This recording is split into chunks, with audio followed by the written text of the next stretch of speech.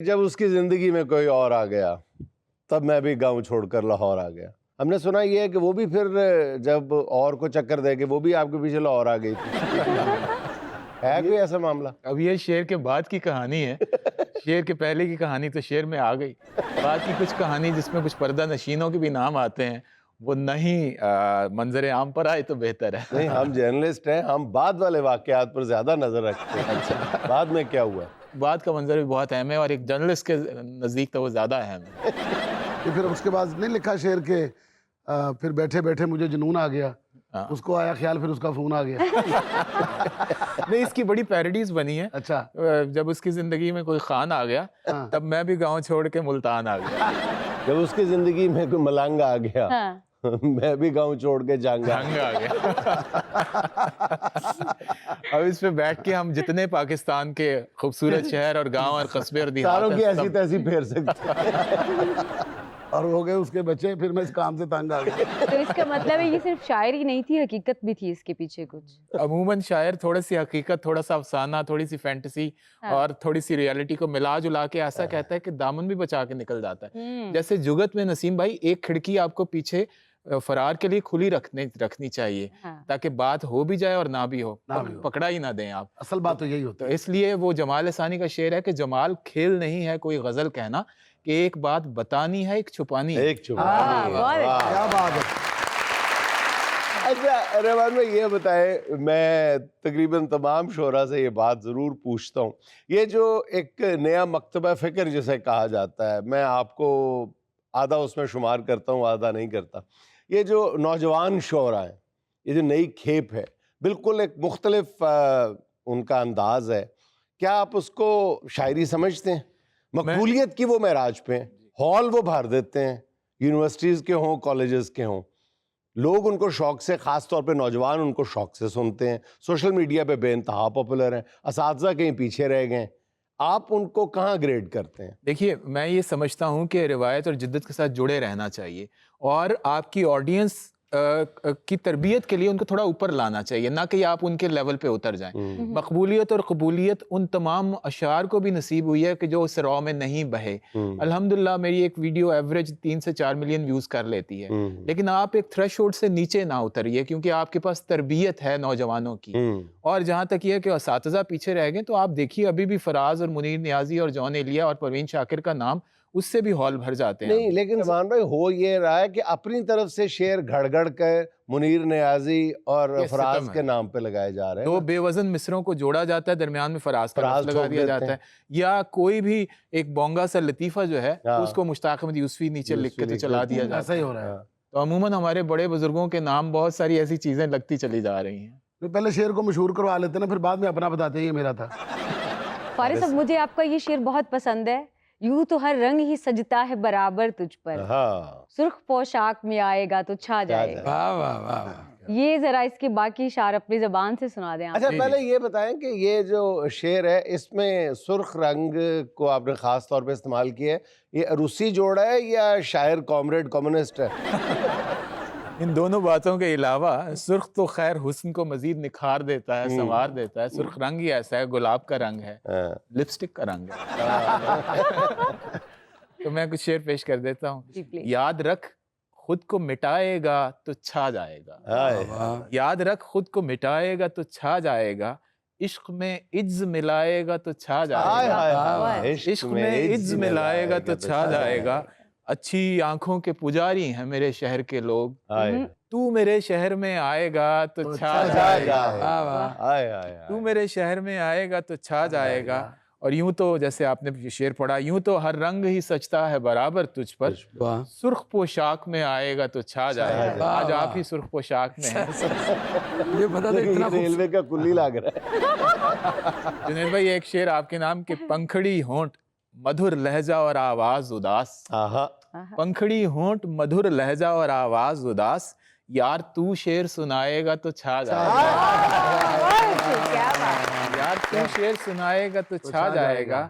پھول تو پھول ہیں میڈم آپ کے لیے، پھول تو پھول ہیں، وہ شخص اگر کانٹے بھی اپنے بالوں میں سجائے گا تو چھا جائے گا. کیا بات ہے.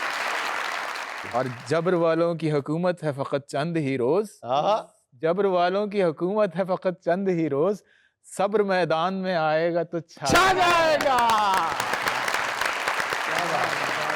اچھا رحمان بھائی، عشق ٹوٹا تو استخارہ کیا، پھر نہ لبا، پھر دوبارہ کیا، یہ کیوں؟ کوئی اور کام کیوں نہیں کرتے آپ؟ اچھے بھلے بڑے منصب کے آپ سرکاری آفیسر ہیں۔ اس کا وہ غلام احمد قاصر کا شعر ہے، میں اس سے جواب دینا چاہوں گا کہ کروں گا کیا جو محبت میں ہو گیا ناکام، کروں گا کیا جو محبت میں ہو گیا ناکام، مجھے تو اور کوئی کام بھی نہیں آتا۔ انہیں تو ایک محبت نامہ جو لو لیٹر جاوے نا کسی کاروباری بندے نو، انہوں 3 مہینے نیند نہیں آندی۔ وہ انہوں نے ابھی انکم ٹیکس کے انتہائی اعلیٰ عہدے پہ فائز ہے، انکم ٹیکس ڈپارٹمنٹ میں۔ انہوں نے ابھی شعر پڑھا، عشق ٹوٹا تو استخارہ کیا۔ مجھے یاد ہے لاہور ہائی کورٹ کا بار ایسوسی ایشن کا مشاعرہ تھا، تو وہاں میں نے اپنی ایک بیچ میٹ سے کہا، وہ اپنے ہسبینڈ کو لے آئیں ساتھ، اور وہ سامنے پہلی صف میں بیٹھے تھے، کوئی تعلق نہیں تھا ان کا شاعری سے، کوئی شوق نہیں تھا اور سمجھتے بھی نہیں تھے، زبردستی بیٹھے ہوئے تھے۔ تو چھوٹی بہر کا مطلب ہے چھوٹی لائن، چھوٹی سطح۔ تو میں نے کہا کہ میں چھوٹی بہر کے شعر پیش کرتا ہوں، تو اپنی بیگم کو کونی مار کے کہنے لگے، اے جی چھوٹی بہن بھی شعر کرنی۔ عشق ٹوٹا تو استخارہ کیا، اور پھر عشق ہی دوبارہ کیا، اور میں تو محفل سے اٹھنے والا تھا، میں تو محفل سے اٹھنے والا تھا، پھر کسی آنکھ نے اشارہ کیا۔ جنید بھائی، پچھلے دنوں مجھے پتہ چلا ہے کہ آپ نسیم بھائی کے ساتھ مارننگ اور ایوننگ واک کرنے جاتے ہیں، تو اس پہ 2 شعر ہیں۔ اس کی آپ کی شاعری یہ مارننگ اور ایوننگ واک کے جو استعارے ہیں نا، یہ بڑے خطرناک ہیں۔ جی وہ میں صبح شام لانی تھی۔ میں 2 شعر پیش کرنا چاہوں گا، یہ مطلع سنا رہا ہوں صرف پہلے کہ میری شہرگ ہے کوئی عام سی ڈوری نہیں ہے، میری شہرگ ہے کوئی عام سی ڈوری نہیں ہے، تمہارا غم میری طاقت ہے کمزوری نہیں ہے، ٹہلنے باغ میں جاتے ہو جس نیت سے تم لوگ، میاں وہ ہوا خوری ہے ہوا خوری نہیں ہے۔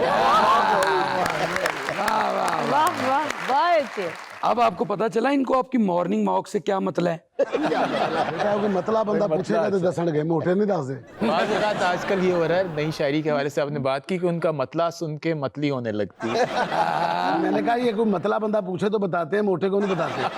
واہ واہ واہ واہ واہ واہ۔ اچھا رحمان بھائی، ہے تو روایتی سا سوال ہے لیکن پوچھے بنا گزارا بھی نہیں ہو سکتا، اتنا بڑا شاعر آپ کی محفل میں موجود ہو، آپ خود کس سے متاثر ہیں؟ میرا تو پہلا جن سے میں پہلے شاعر سے متاثر ہوا تھا وہ میر تقی میر تھے۔ ان کا ایک شعر ہے کہ سراپا پہ جس جا نظر کیجئے، اب سراپا نگاری میں اس سے بہتر شعر مجھے نہیں لگتا کہ ممکن ہے۔ سراپا پہ جس جا نظر کیجئے وہیں عمر ساری بسر کیجئے۔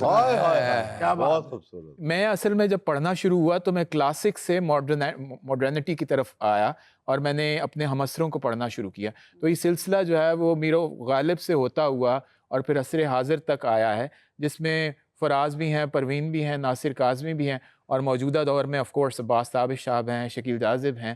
یہ سارے ایسے لوگ ہیں کہ جنہوں نے اردو غزل کو نیا وقار دیا، اعتبار دیا ہے۔ عباس تابش کی بھی کیا بات ہے۔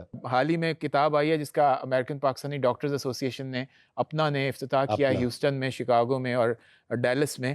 تو وہ عباس تابش صاحب کی زمین میں اسی زمین میں 72 غزلیں ہیں، وہ میں پیش کروں گا کتاب انشاءاللہ۔ اس میں سے بھی کچھ تھوڑا عطا کریں جی ہمیں۔ یہ ایک دہکتے دن میں عجب لطف اٹھایا کرتا تھا، یہ عباس تابش کی زمین تھی، اور اس میں غزلیں ہونے لگیں تو اس میں ایسے ایسے کردار آ گئے ہیں اردو غزل میں کہ جو متروک ہیں بلکہ مقتول ہیں۔ ماں کا کردار ہے، باپ کا کردار ہے کہ وجود ماں کا مجھے ایسے بھایا کرتا تھا، میں حیرتوں سے اسے تکتا جایا کرتا تھا، کسی زبان سے واقف نہ تھی زباں میری، سو آنسوؤں سے ہی باتیں بنایا کرتا تھا، وہ ہونٹ مجھ کو سناتے تھے لوریاں میٹھی، وہ ہاتھ میرا پنگوڑا ہلایا کرتا تھا۔ اسی طرح باپ کے بارے میں غزل ہے کہ ایک انکہا سا تعلق نبھایا کرتا تھا، میں اپنے بابا کی ٹانگیں دبایا، خدا ہی رازق و مالک صحیح مگر میرا باپ ہمارے واسطے روزی کمایا کرتا تھا۔ اور یہ شعر دیکھیے گا کہ وہ جانے کیسے کڑی دھوپ کے زمانوں میں کما کے تھوڑی بہت چھاؤں لایا کرتا تھا، کما کے تھوڑی بہت چھاؤں لایا، اور بلند کاندھوں پہ اس کے میں بیٹھ کر فارس قریبی گاؤں کے میلے میں جایا زبردست۔ اس زمین میں 72 غزلیں ہیں، جس میں آپ کو ہر کردار کے بارے میں الگ الگ غزلیں ملیں گی، جوانی، نوجوانی، اور جس میں کچھ پردہ نشینوں کے بھی نام آتے ہیں، وہ بھی ڈھک چھپ کے کہہ دیا ہے۔ اچھا سر، زمین میں غزلیں؟ ہم نے تو ہمیشہ زمین میں فصلیں سنی ہیں۔ پتہ یہ تیری نسلیں نہیں سمجھ سکیں گی۔ یہاں ہم لیتے ہیں ایک چھوٹا سا وقفہ، ہمیں یقین آپ ہمارے ساتھ رہیں گے۔